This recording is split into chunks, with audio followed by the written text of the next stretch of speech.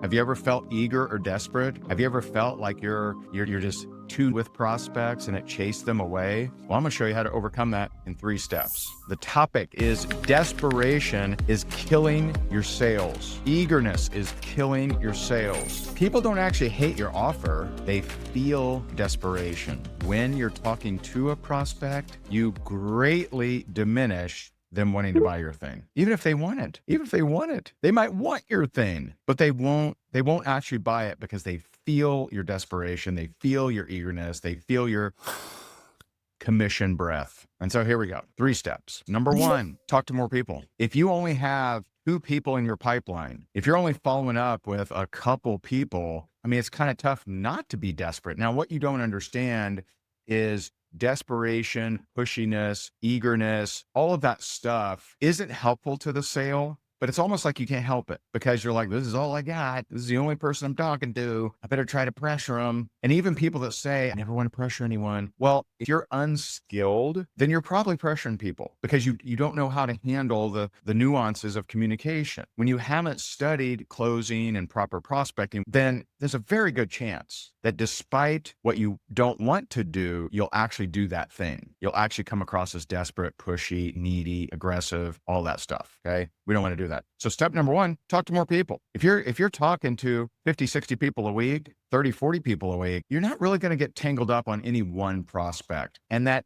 actually, this sounds weird, that actually will increase your close rate. You not being eager, desperate, pushy, aggressive actually increases your close rate. Now that's counterintuitive. You would think that, man, I better start being pushy. That doesn't work. They feel your desperation. Number 2, focus more on their problem than your solution. Now, not the problem you observe, the problem they state to you. Now, some of you will say this. Here's exactly what you'll say. You'll think about your prospects and you're like, I don't actually know Joe's problem. I don't even know Melissa's problem. They've never actually told me because you've probably never asked. When you focus more on your solution than their problem, you are going to come across as desperate. Joe, it's such an awesome thing, man. You really need this thing, man. It's space-age polymer plastic. It's ground floor. It's the next Netflix. You're focusing on your solution more than their problem, or worse, you don't even know their problem. Do you even know the problem they're trying to solve? Or in some cases, the desire they're trying to attain. If you don't know the problem that they're trying to solve, that they've stated to you, or the desire that they're trying to attain, you are going to come across as desperate every time because you're just going to focus on what you got. You need to focus on what are they dealing with? What do they hope for? What do they need? What do they want? What are their problems? What are their desires that your solution might help with? But if you focus more on your thing, you're going to come across as desperate almost every time. One more step for you. I mean, if you just do those 2 steps, you will be a solid closer. If you talk to more people, and you focus more on their problems than your solution, you're going to get a lot of closes. You're going to make a lot of sales, just those 2. Step 3 is posture. Posture is managing the energy of the conversation. Are you postured? When someone pulls away, do you chase or do you do a little bit of a pull away too? And so this is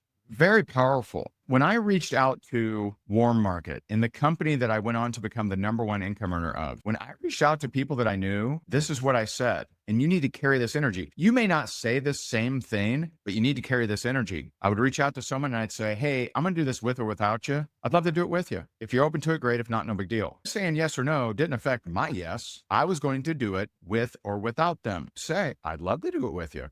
But you saying no isn't going to affect my yes. Do you carry that energy? Most people don't. Most people are needy, desperate, eager. You're almost trying to guilt and shame people into joining you. That's a very toxic friendship that you are creating, not them. And so you follow those 3 steps and you're going to get rid of that commission breath, that eagerness, that desperation, that aggressiveness, that pushiness. You're going to get rid of it. And so what are they again? Number 1, talk to more people. Number 2, talk more about their problems or their desires than your solution. And number 3, have posture in all that you say. God bless you. And I'll talk to you soon. Bye for now.